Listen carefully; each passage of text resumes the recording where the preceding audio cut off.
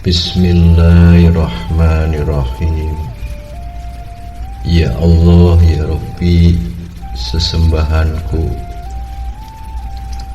Asyhadu an la ilaha illallah wa asyhadu anna Muhammadar Rasulullah. Aku bersaksi tidak ada sesembahan selain daripada Allah, dan aku bersaksi bahwa Nabi Muhammad adalah utusan Allah.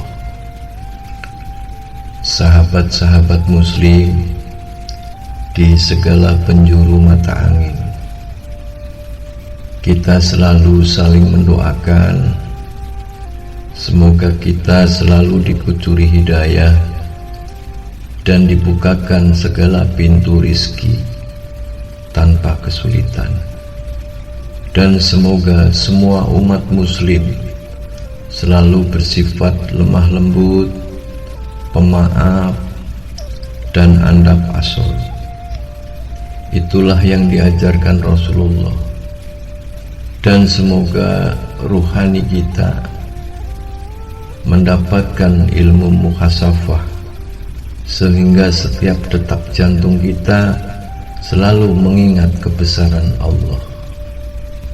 Sahabat-sahabat muslim, tanda-tanda hari kiamat atau hancurnya dunia ini, yang pasti kalau ruh yang ada di alam Jabarut sudah diturunkan semua dan sudah mengalami proses kehidupan dunia, dan tidak ada satupun yang tertinggal di alam Jabarut, baik dari golongan jin maupun dari golongan manusia. Ruh diciptakan Allah melalui malaikat adabun minallah. Ruh terciptanya dengan percikan nurullah atau cahaya Allah. Jumlah ruh yang diciptakan oleh Allah dari golongan jin 76.104.013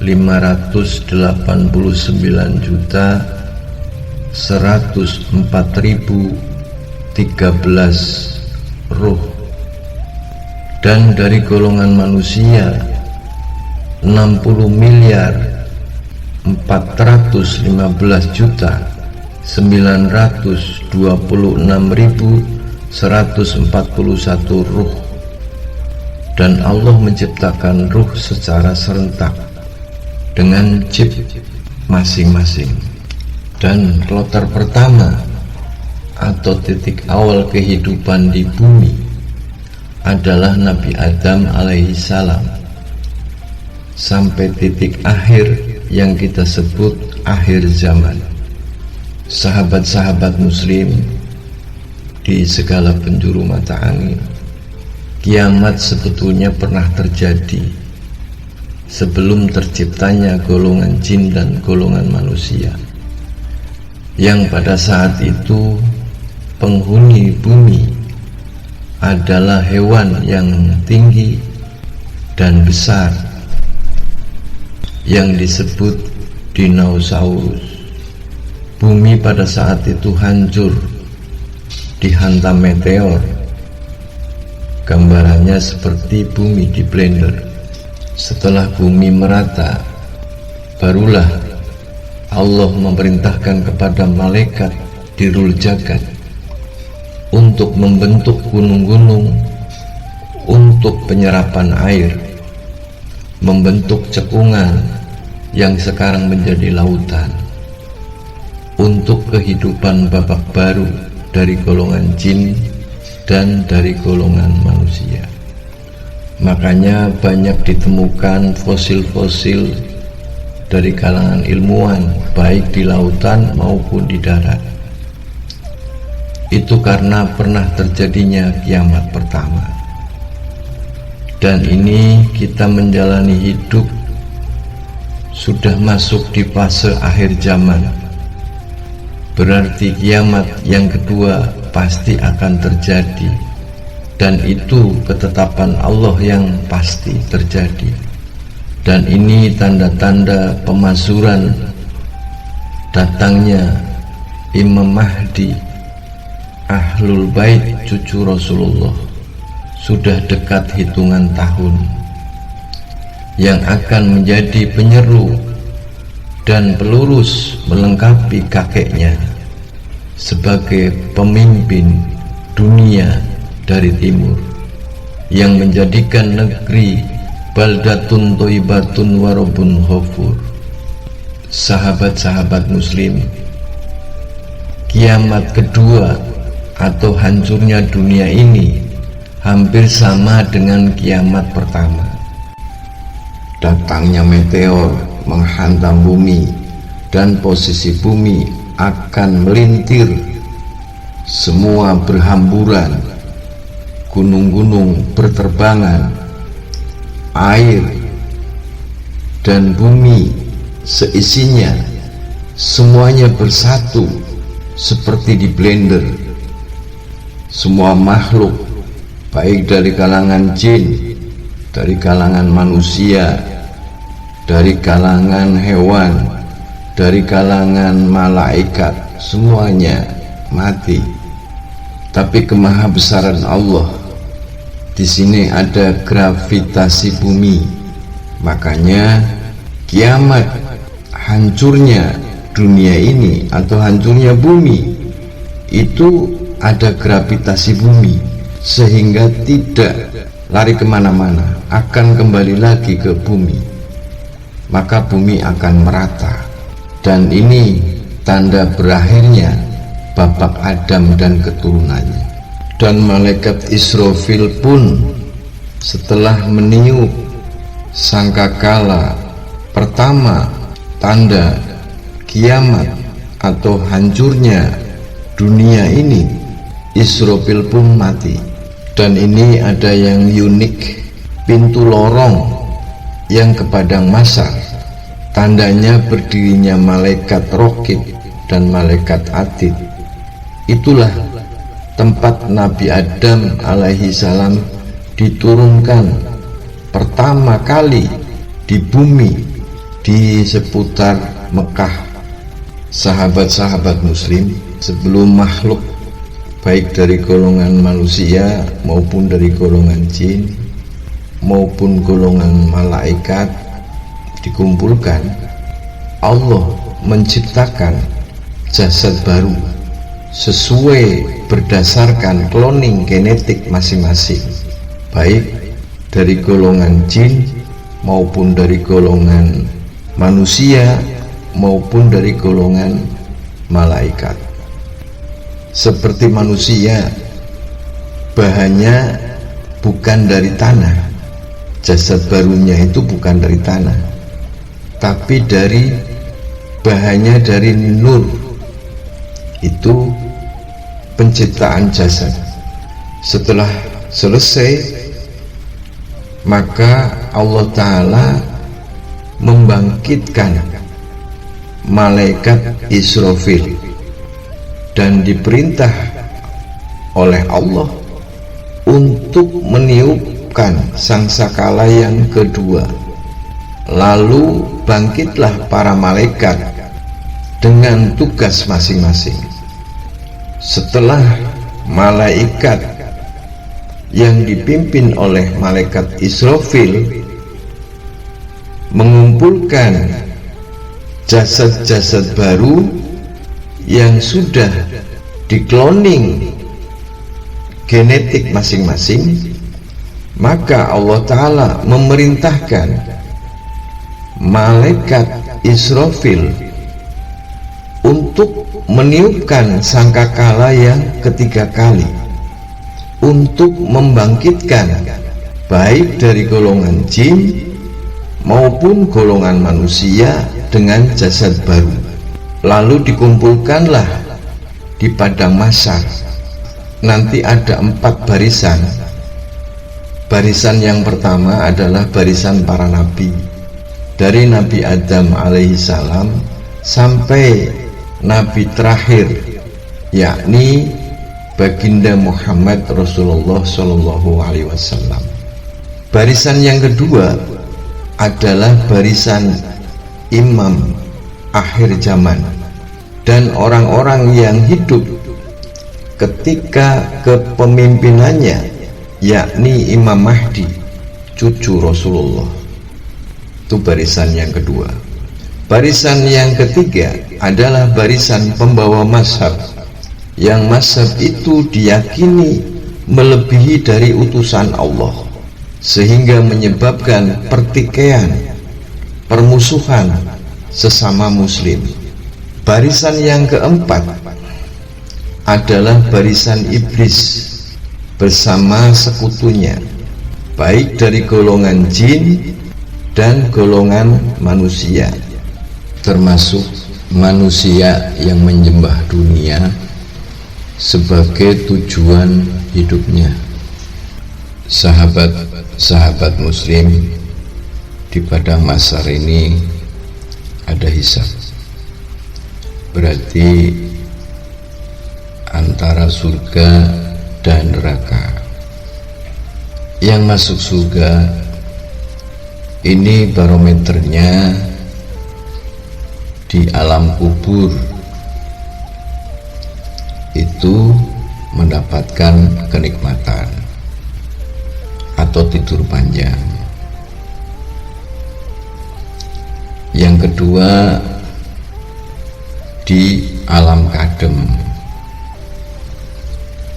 yakni orang yang mendapatkan kemuliaan, diantaranya orang-orang hakikat, orang-orang ma'rifah, para waliullah, orang-orang soleh,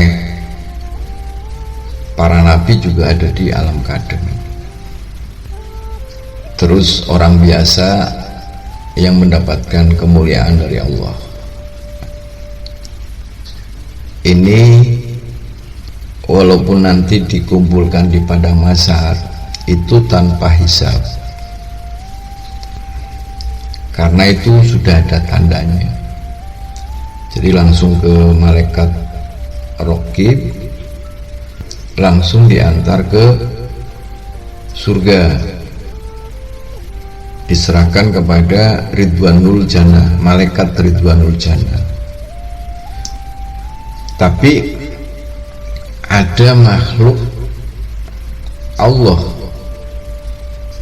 yang mendapatkan VVIP, itu diantaranya para utusan Allah, para nabi, dari Nabi Adam alaihissalam sampai Nabi Muhammad Rasulullah, itu langsung masuk pertama di alam surga, baru diikuti oleh umatnya masing-masing. Ini yang di surga. Sekarang yang di neraka. Neraka ini, kalau orang tersebut waktu di alam kubur mempunyai dosa kecil atau dosa besar, maka disiksa di sana, di alam kubur. Setelah gelar perkara, di alam kubur itu ada gelar perkara, yakni malaikat mungkar dan malaikat nakir. Kalau mungkar itu kan kebaikan, kalau nakir adalah keburukan. Gelar perkara di situ sesuai diperlihatkan kayak CCTV ya, kayak CCTV, karena itu sistem Allah ya. Jadi bukan tangan yang berbicara, mulut yang berbicara, kaki yang berbicara, tidak, tapi di situ diperlihatkan ini masa setelah akil balik, setelah akil balik sampai meninggal dunia, itu yang tercatat, yang nanti akan diperlihatkan seperti kayak kamera, diperlihatkan perjalanan hidup dari akil balik sampai ke alam kubur. Di situ ada gelar perkara, punya dosa besar dan punya dosa kecil. Pada saat disiksa di alam kubur itu, kalau memang dosanya atau siksaannya sudah mencukupi sesuai dengan dosanya, contoh dosa kecil, maka akan diberi catatan kosong di sana, akan diberi catatan kosong atas referensinya malaikat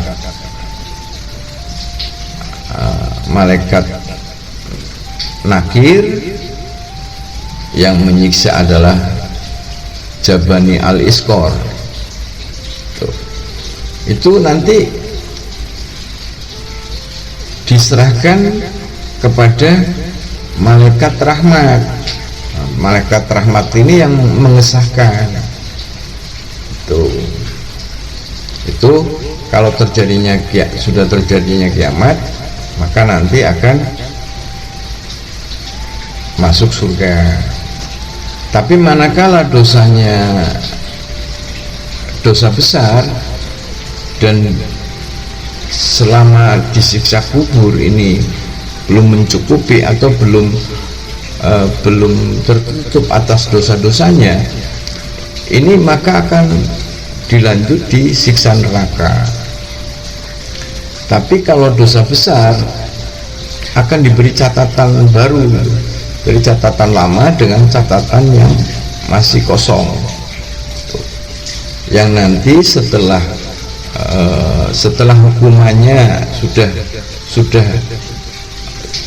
mencukupi, sudah terhapus dengan siksaannya, maka akan diberi catatan amal baru yang akan disetujui, yang akan disahkan oleh malaikat rahmat dan langsung masuk ke surga. Ini dosa yang ada dosa kecil, dosa besar, dan ada dosa yang tak terampuni. Nah, ini cerita dosa yang tak terampuni. Dosa yang tak terampuni itu termasuk menyekutukan Allah, atau orang yang bersekutu dengan iblis. Ini yang tak terampuni. Ini nanti tidak ada catatan, catatannya ini sudah gosong gitu, catatannya sudah gosong itu. Nah, ini kalau cerita di padang mahsyar nanti ikutnya barisan yang keempat, itu dosa yang tak terampuni, dan di situ tuh langsung dikumpulkan dan dijeburkan di neraka paling bawah, namanya azabun naru jahanami. Jadi langsung dikeburkan, langsung dikunci gitu. Beda yang dosa besar terus dilanjutkan ke neraka, itu nanti masih ada catatan, termasuk mendapatkan syafaat dari utusannya kan, umatnya Nabi Muhammad nanti yang memberi syafaat baginda Rasul tuh. Tapi kalau yang mengikuti imam akhir zaman, yakni Imam Mahdi cucunya Rasulullah, itu juga akan ada syafaat, itu dosa yang ada catatannya.